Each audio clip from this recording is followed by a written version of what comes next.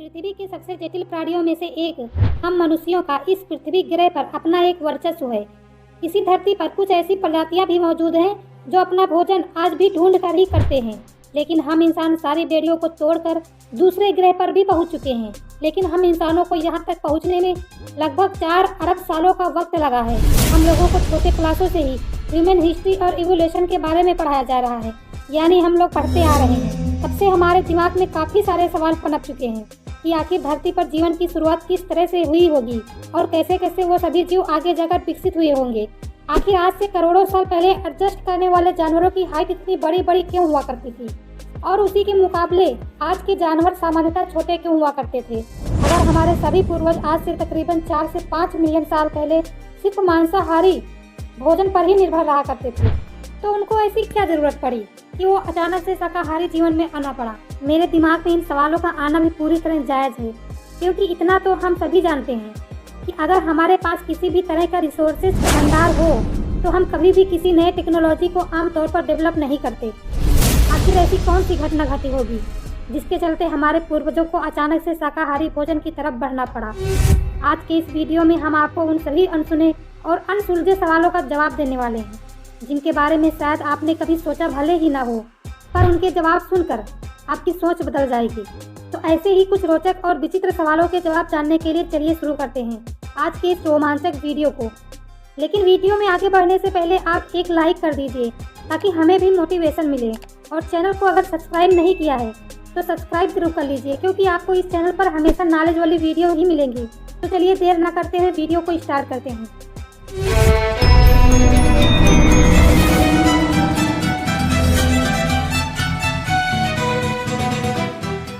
वैसे तो हम लोग बहुत सारे ऐसे किस्से सुनते हैं जिनका कोई लॉजिक नहीं होता, कोई भी वैज्ञानिक आधार नहीं होता, लेकिन आज जो हम बताने जा रहे हैं ये हम नहीं बता रहे हैं, बल्कि गूगल और वैज्ञानिकों की जानकारी के आधार पर है।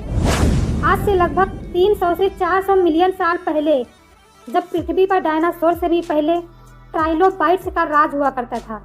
इनके बारे में सामान्यतः यह जान लीजिए कि ये हमारे सालों पुराने पूर्वज हैं, जिन्हें आप बड़े बड़े जानवरों की उपाधि पाने वाले सबसे पहले जीवों के ये नाम जान सकते हैं। ट्राइलोबाइट्स के प्रकट होने से पहले आमतौर पर ये जीव सिर्फ 1.5 से 2 फीट तक हुआ करते थे, लेकिन इनकी उत्पत्ति के बाद से धरती पर 3 से 3.5 फीट के जानवर आने लगे, जिसे आप सीधे सीधे ये कह सकते हैं कि इस दौर के बाद से जानवरों के आकार में वृद्धि होना शुरू हो गई। धीरे धीरे इनका आकार परिवर्तित होने लगा। इसके बाद जो धरती के जीवन पर विकास की लहर दौड़ी, और इस लहर ने कभी भी पीछे मुड़कर नहीं देखा। देखते ही देखते 2 करोड़ सालों में 3 से 3.5 फीट के ट्राइलोबाइट्स कब जाकर 85 फीट के डायनासोर्स में परिवर्तित हो गए, पता ही नहीं चला। ये सिलसिला शायद अनंत काल तक यूं ही चलता रहता, लेकिन ईश्वर को कुछ और ही मंजूर था। जहाँ एक तरफ सब कुछ बिल्कुल अच्छे से चल रहा था, तो वहीं दूसरी ओर एक उल्कापिंड आया, जिसने पूरे जैविक इतिहास की करोड़ों साल की मेहनत एक ही पल में धूल मिट्टी में मिलाकर रख दिया।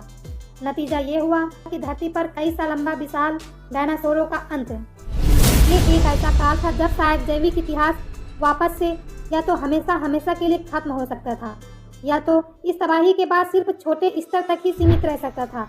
खुदकिस्मती से हम सब बहुत भाग्यशाली रहे, क्योंकि इतना सब कुछ होने के बाद भी जीवों की पनपने का एक दूसरा अवसर मिला।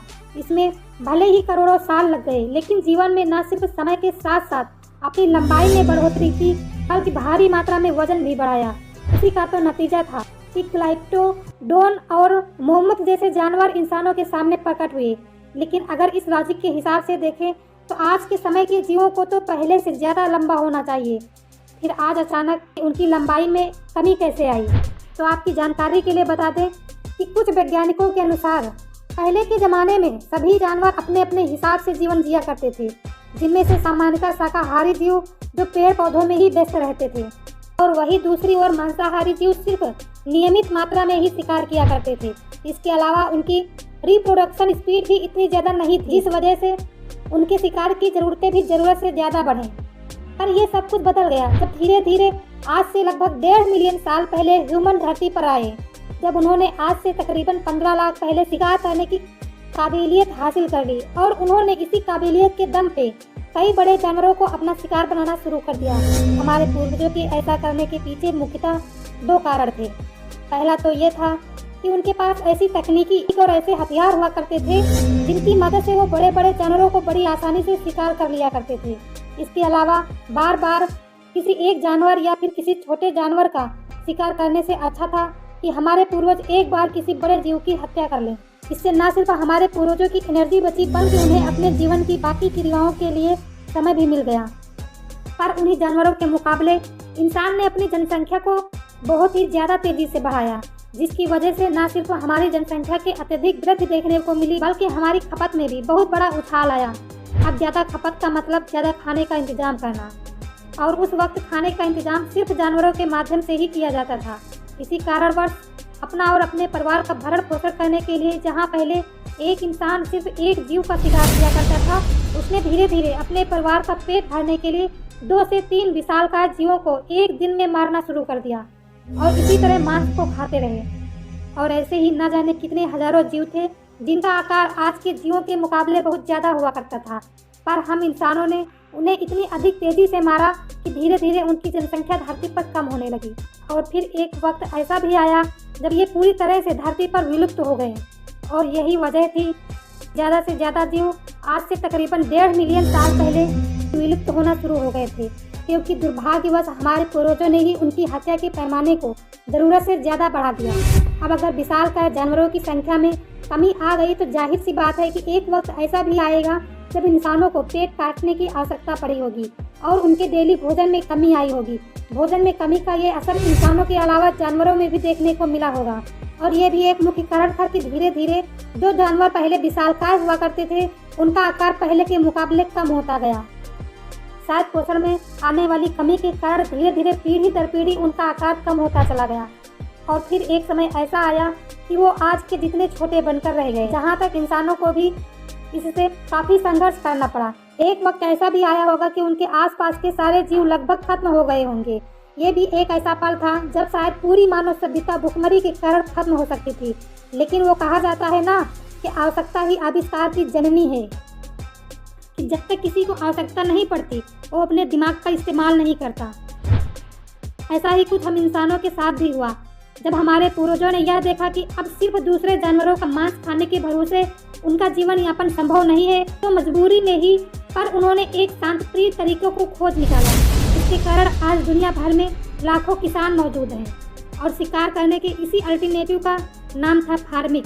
जब हमारे पूर्वज के पास खाना खाने के लिए बहुत ज़्यादा कमी आ गई तो उनके पास किसी नए भोजन को खोजने के अलावा और कोई चारा नहीं बचा। मजबूरी में जब उन्होंने शुरुआत में पेड़ पौधों की ओर रुख मोड़ा होगा तो शुरुआत में भले ही उन्होंने जंगलों में मौजूद पहले ही उगे हुए फलों को खाया होगा, पर जब उन्हें इस बात का एहसास हुआ होगा कि इसे हम लोग एक परमानेंट खाने के स्रोत में भी इस्तेमाल कर सकते हैं तो उन्होंने इसका सदुपयोग भी किया होगा, और इसी कारण प्रथा शुरू हुई खेती करने की और शाकाहारी जीवन जीने की। धीरे धीरे ज़्यादा से ज़्यादा लोग शाकाहारी जीवन की ओर अपना रुख मोड़ने लगे, और दुनिया भर में खेती करने का और फलों तथा फूलों के भरोसे अपना जीवन यापन करने का कॉन्सेप्ट काफ़ी ज़्यादा जोरों शोरों से फैल गया।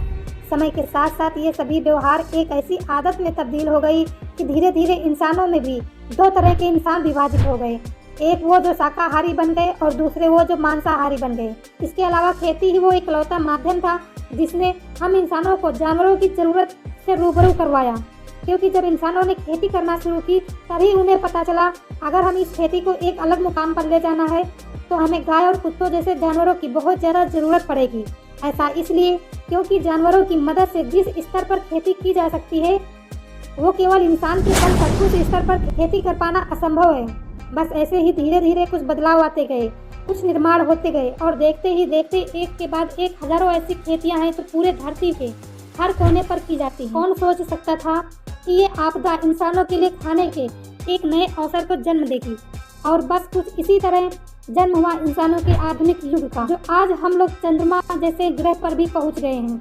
तो दोस्तों, आज के इस वीडियो में बस इतना ही। अगर ये वीडियो आपको पसंद आया हो और आप चाहते हैं कि मैं इसका पार्ट 2 भी बनाऊं तो कमेंट बॉक्स में पार्ट 2 अवश्य लिखें, तथा वीडियो को एक लाइक करके वीडियो को अपने फ्रेंड्स फैमिली में शेयर जरूर करें। और चैनल पर अगर नए हो तो चैनल को सब्सक्राइब करके बेल आइकन को दबा के ऑल पर सेट कीजिए, जिससे हमारी आने वाली वीडियो सबसे पहले आप तक जाएगी।